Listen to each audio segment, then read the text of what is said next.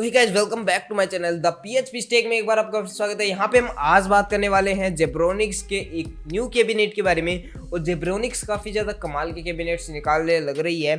तो आज हम बात करने वाले हैं जेब्रोनिक्स के zeb-ironside के बारे में। और ये काफ़ी कमाल का कैबिनेट है और RGB तो भाई इसके अंदर आपको भरपूर देखने को मिलेगी। तो बात कर रहे हैं हम इसी कैबिनेट के बारे में। तो यहाँ पे हम बात करते हैं इस कैबिनेट के बारे में। तो इसका फॉर्म फैक्टर है मिड टावर गेमिंग। यहाँ पे साथ साथ बात करूँ इसके अंदर मदरबोर्ड की, तो मदरबोर्ड इसके अंदर ATX और M-ATX तक के सपोर्ट करते हैं। अब हम बात करते हैं RGB के बारे में।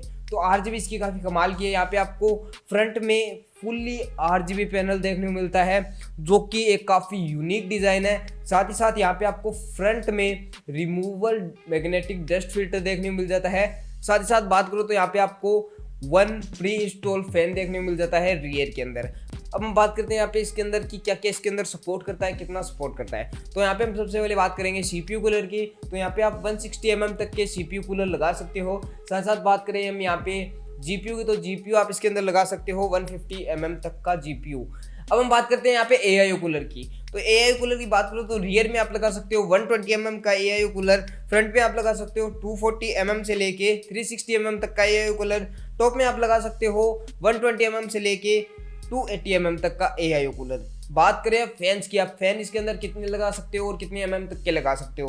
बात करें तो यहाँ पे आप लगा सकते हो फ्रंट के अंदर 120 mm के 3 फैंस और यहाँ पे आप लगा सकते हो 140 mm के 2 फैंस। रेयर में आप लगा सकते हो 120 mm का एक फैन, टॉप में आप लगा सकते हो 120 mm से लेके 140 mm तक के फैन। यहाँ पे आप PSU राउट के अंदर लगा सकते हो 2 फैंस, मतलब अंदर नहीं, PSU राउट के ऊपर। अब हम बात करते हैं यहाँ पे फैन कंट्रोलर के बारे में। जो इसके अंदर फैन कंट्रोलर दिया जाता है तो उसके अंदर आप 3 फैन कंट्रोल कर सकते हो।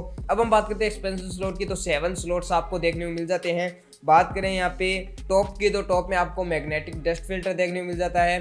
यहाँ पे आपको पावर बटन, USB 2.0 के 2 पोर्ट, 3.1 के port, headphone jack, mic jack और रीसेट बटन आपको देखने को मिल जाता है। अब हम बात करते हैं यहाँ पे साइड पैनल की। तो यहाँ पे साइड पैनल आपको टेम्पर्ड ग्लास का दिया जाता है जो कि एक काफ़ी अच्छा और प्रीमियम क्वालिटी का आपको देखने को मिल जाता है। यहाँ पे साथ साथ बात करूँ तो आपको PSU राउट देखने को मिल जाता है इसके अंदर, और उसके नीचे आपको मैग्नेटिक डस्ट फिल्टर भी देखने को मिल जाता है। बात करें यहाँ पे वेट की, तो इसका वेट है 6.8 kg, मतलब कि काफ़ी ज़्यादा हैवी है। तो इससे पता चलता है कि काफ़ी अच्छी इसकी बिल्ड क्वालिटी होगी। काफ़ी अच्छा मेटल यूज़ किया गया है इसके अंदर, टेम्पर्ड ग्लास काफ़ी अच्छा यूज़ किया गया है, तभी इसका वेट ज़्यादा हुआ है। अब हम बात करते हैं ऑल ऑफ इस कैबिनेट के बारे में। तो भाई RGB इसके अंदर भरपूर दी गई है। RGB के मामले में आपको कोई शिकायत नहीं आएगी, लुक्स के मामले में आपको कोई शिकायत नहीं आने वाली है। बात करें एयर फ्लो की, तो एयर फ्लो भी इसका काफ़ी ज़्यादा कमाल का है। यहाँ पे बात करूँ ऑल ऑफ इस कैबिनेट के बारे में, तो ये अब तक का सबसे बेस्ट कैबिनेट लगा मेरे को RGB के अंदर। अगर ये ARGB होता तो भाई इसके कहने ही अलग थे, काफ़ी ज़्यादा कमाल का हो जाता, बट RGB के अंदर भी काफ़ी ज़्यादा कमाल का है। तो बस यही था कैबिनेट हमारा। तो आप कमेंट में बताना आपको कैबिनेट कैसा लगा। अगर आप एक फुल्ली RGB कैबिनेट लेने की सोच रहे हो, एक RGB लवर हो आप, तो भाई इस कैबिनेट को आप इजीली परचेज कर सकते हो। काफ़ी ज़्यादा कमाल के लुक्स है इसके। तो बस आज की वीडियो में इतना ही। अगर आपको वीडियो पसंद आए वीडियो को लाइक कर देना, चैनल को यार सब्सक्राइब मार दो चैनल को, और लाइक मार दो अगर वीडियो अच्छी लगे तो। क्योंकि मेरे पास देखो, अगर आप लाइक नहीं मारते हो या डिसलाइक भी मारते होगे, क्योंकि आपको एक एक्चुअल मैंने अनबॉक्सिंग नहीं दिखाई है या फिर एक्चुअल CPU कैबिनेट नहीं दिखाया है, तो भाई मैं उनको यही बोल रहा हूँ, भाई मैं इतना चैनल मेरा भी इतना बड़ा नहीं है कि मैं आपको एक्चुअल में ला के दिखाऊँ।